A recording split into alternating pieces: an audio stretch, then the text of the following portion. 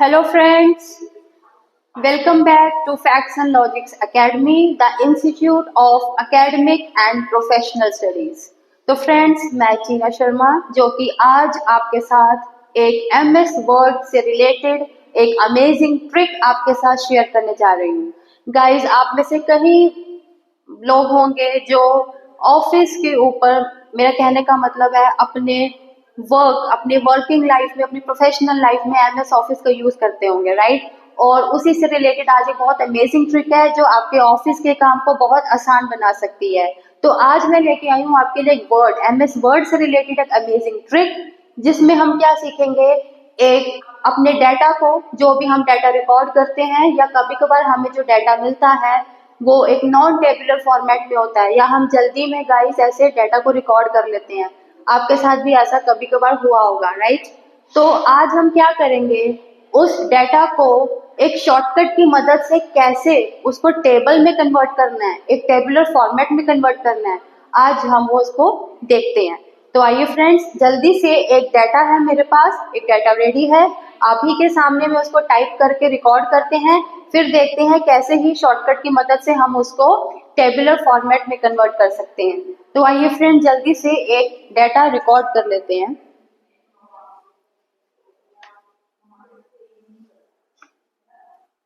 Font बढ़ा देती हूँ ताकि आप लोगों को विजिबल रहे.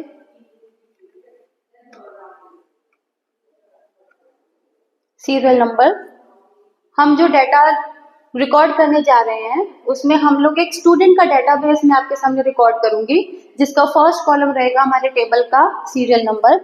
अब गाइस, जो नेक्स्ट कॉलम में हमने टाइप करना है नेम, उसके बाद जो नेक्स्ट कॉलम रहेगा बच्चों के कॉन्टैक्ट नंबर का, और उसके बाद जो नेक्स्ट कॉलम रहेगा स्ट्रीम. तो उसके लिए गाइस हमें एक डीलिमिटर का यूज करना पड़ेगा. डीलिमिटर का मतलब है मेरा कि हम टेबल में कैसे डिस्टिंग्विश करेंगे कि सीरियल नंबर के बाद जो हमने नेम लिखा है वो नेक्स्ट कॉलम में आना चाहिए, और नेम के बाद जो कॉन्टैक्ट नंबर है वो एक another different column, and then stream. और जो भी आपका डाटा आप जो रिकॉर्ड कर रहे हैं, जो भी हमारा जरूरत का है, तो उसके लिए हमें एक डीलिमिटर, या हम कह सकते हैं सेपरेटर का यूज करना पड़ेगा. हम चाहे कॉमा लगा सकते हैं, आप टैब भी का भी यूज कर सकते हो, बट अभी मैं कॉमा का यूज करके आपको करके दिखा रही हूँ. तो सीरियल नंबर जो फर्स्ट कॉलम था उसकी हेडिंग के बाद मैंने दे दिया है comma. Now name, again comma, then contact number, again comma, and then stream. Now guys, ये तो हमारी होगी टेबल की हेडिंग. अब उसके बाद मैंने एंटर कर दिया है. अब ये जो हमने हेडिंग्स दी हैं, बिल्कुल उसी की सिमेट्री में हम लोग डाटा को रिकॉर्ड करना शुरू करेंगे.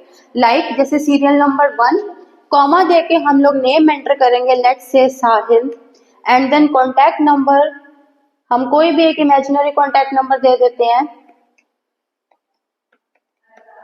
Comma, then stream, let's say commerce. Enter करेंगे गाइस, एक और रिकॉर्ड करेंगे, serial number 2, let's say Daisha, and then again a phone number, then comma, again the stream, let's say arts, again enter, another record, serial number 3, and another name Vihan, and then an imaginary mobile number again, comma, then put a stream over there. Then serial number 4, and the record is for Raghav. Then phone number, let's say science again, and then enter, again the serial number 5, again comma, name, phone number, stream, again enter, last एक record और enter कर लेते हैं,